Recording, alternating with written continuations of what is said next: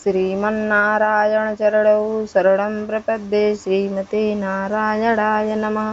राधे राधे। जय श्री कृष्ण मित्रों, आप सभी लोग कैसे हैं? आशा करती हूँ हमारे लड्डू गोपाल जी की कृपा से आप सभी लोग स्वस्थ होंगे, मस्त होंगे। और आप सभी लोगों को आषाढ़ माह के गुप्त नवरात्रि की ढेरों सारी शुभकामनाएं। दोस्तों, आज के वीडियो में हम आप सभी से यही बात करने वाले हैं कि जैसे हमारा मन होता है कि हम रोज़ अलग अलग व्यंजन पाएँ प्रसाद में, तो ऐसे ही हम अपने शेरा वाली मैया के लिए हम दूसरी नवरात्र के दिन कौन सा भोग लगाएं, आज हम इसी विषय पे बात करने वाले हैं। तो आप सभी लोग बने रहिएगा वीडियो में। तो दोस्तों, सबसे पहले मैं ये बता दूं कि आप सभी को दूसरा नवरात्र कब मनाना है। जैसे पहला नवरात्र तो 6 जुलाई से ही शुरू हो जा रहा है।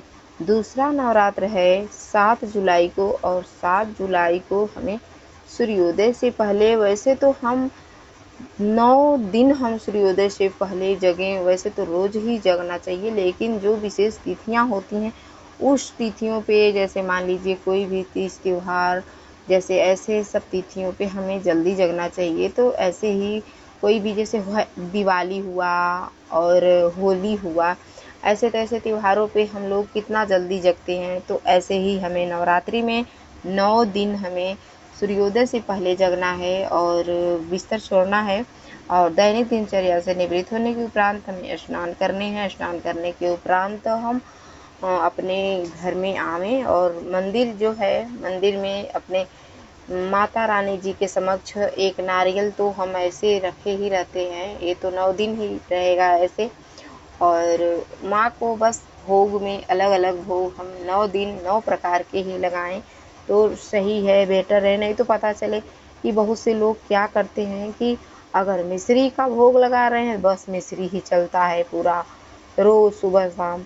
और बतासा हुआ, चाहे कुछ भी लच्छीदाना हुआ, वही बस चलता। ऐसा कदापि न करें। अपने शेरा वाली मैया के लिए आप रोज़ रोज़ कुछ न कुछ अलग अलग ही भोग लगावें। तो दूसरी नवरात्र के दिन सीजनी फल आप माँ को ज़रूर भोग में समर्पित करें। और ब्रह्मचारिणी माता का दिन होता है दूसरा दिन, तो अपने ब्रह्मचारिणी माता के लिए कहते हैं कि ब्रह्मचारिणी माता को कहते हैं कि सफ़ेद पीला बहुत ही अच्छा लगता है। तो आप माँ के लिए और भगवान जी के लिए, भगवान जी माँ एक ही हैं, कहते हैं कि शक्ति एक ही है, बस रूप अलग अलग है। तो आप ज़रूर से ज़रूर आप आम का फल भगवान जी को भोग लगावें। श्री हरि विष्णु भगवान जी को कहते हैं एक साधे सब सधे। अगर आप श्रीमन नारायण जी के चरण में चले गए, पाँव पकड़ लिए, तो कहते हैं हाथी के पाँव में सबके पाँव आ जाते हैं।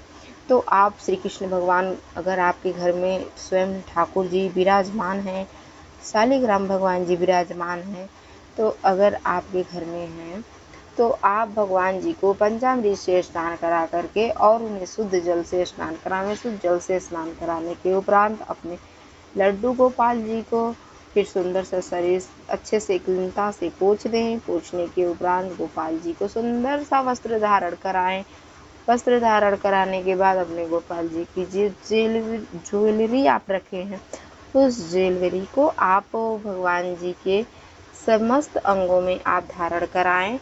और ज्वेलरी को आप पहनाने के बाद मुकुट जरूर धारण कराएं अपने लड्डू गोपाल जी को। ऐसे ही मुकुट धारण कराने के उपरांत अपने गोपाल जी को बांसुरी थमाना बिल्कुल ना भूलें। और इसके बाद एक दीपक प्रज्वलित करें प्रभु के समक्ष। माखन का भोग लगाना ना भूलें, माखन मिश्री का भोग। और हमें एक चीज़ का विशेष ध्यान देना होता है कि हम तुलसी पत्र भोग में लगाना ना भूलें, क्योंकि अगर भोग में डालना हम भूल जाएंगे तुलसी पत्ता, तो हमारे श्री हरि विष्णु भगवान जी भोग स्वीकार नहीं करेंगे। तो हमें यही चाहिए कि हम अपने गोपाल जी को हम भोग में जितना हो सके उतना हम इन चीज़ों का ध्यान दें कि हम तुलसी पत्र डालना न भूलें। भोग में ज़रूर हम भोग लगावें तुलसी पत्र का। और जितना हो सके आप नवरात्रों में, गुप्त नवरात्रों में माँ के समक्ष बैठकर भजन कीर्तन गाते रहिए। कहते हैं कि भजन कीर्तन गुनगुनाना हमारे प्रभु को अति अति प्रिय लगता है।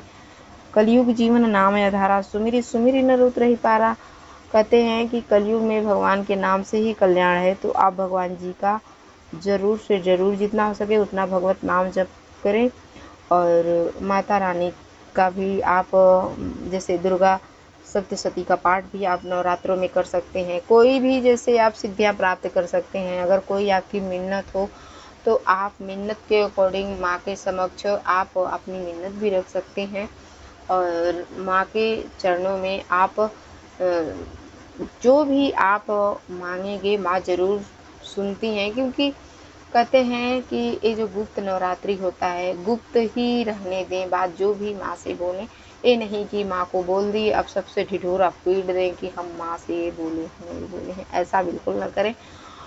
गुप्त नवरात्रों में माँ की विशेष पूजा होती है, आप पूजा कर सकते हैं अपनी मैया की। तो हमें पूजा पाठ बड़े सच्चे हृदय से करना चाहिए। कहते हैं सच्चे हृदय से श्याम का सुमिरन किया करो। तो सच्चे हृदय से प्रभु के चरण शरण में जाना चाहिए, जब भी हमारे मिन्नतें पूरी होती हैं। कहते हैं कि हमने तो बोल दिए लेकिन भगवान सुनते नहीं हैं, सुनते सबकी है। क्या आप भगवान की सुनते हैं? भगवान क्या बोले हैं गीता में? आप गीता का अनुसरण करें, आप उसको अपने जीवन में चरितार्थ करें। देखिए आपका हर एक काम कैसे बनेगा। तो दोस्तों, आप सभी लोगों को ये हमारी वीडियो कैसी लगी? अगर ये वीडियो आप सभी लोगों को अच्छी लगी हो तो लाइक सब्सक्राइब करना ना भूलें। प्यारा सा कमेंट लिखकर ज़रूर बतावें कि आप सभी लोगों को ये हमारी वीडियो कैसी लगी। और भी तीज त्यौहार की जानकारी प्राप्त करने के लिए हमारे किशन कन्हैया व्लॉग्स चैनल को लाइक करें, सब्सक्राइब करें, ताकि हमारे आने वाले वीडियो के नोटिफिकेशन आप तक पहुंच सके। राधे राधे, जय श्री कृष्णा।